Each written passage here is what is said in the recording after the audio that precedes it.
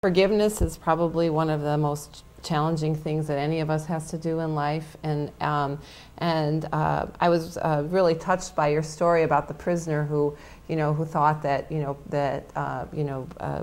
was seeking forgiveness and didn't think perhaps that God could forgive him for the things he had done. And I think we all at times struggle with that that someone else can't forgive us or that God can't forgive us, and sometimes we have trouble forgiving ourselves. And I think that to sort of always be to be working on that, and to understand that our God is a God of forgiveness, and that therefore all of that is open to us. I think that is a huge step we can take toward healing the wounds in our own lives, healing the wounds in other people's lives. And I think forgiveness really is a central task that we all face, and it's hard work.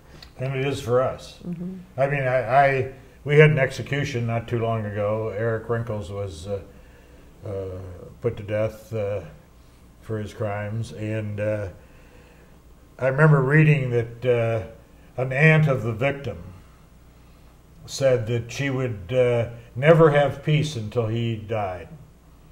That she needed this sense of closure.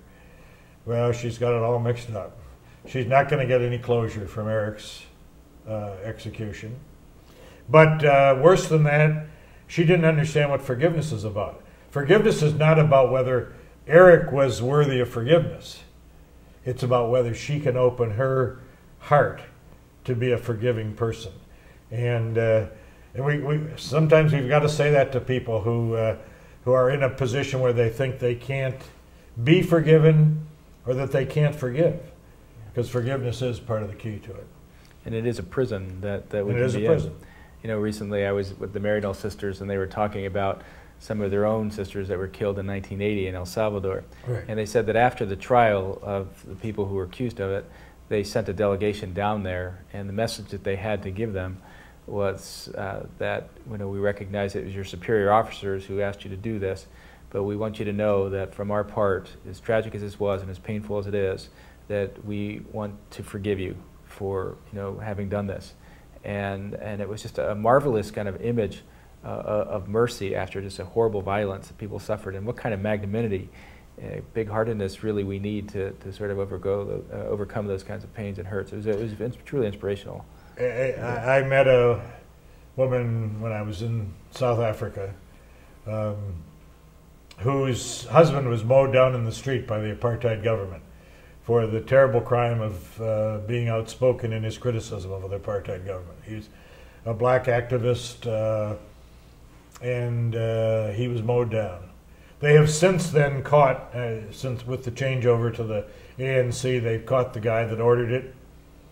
This woman, simple woman, but she's forgiven this guy. Not only has she forgiven him, she's working to get him out of prison.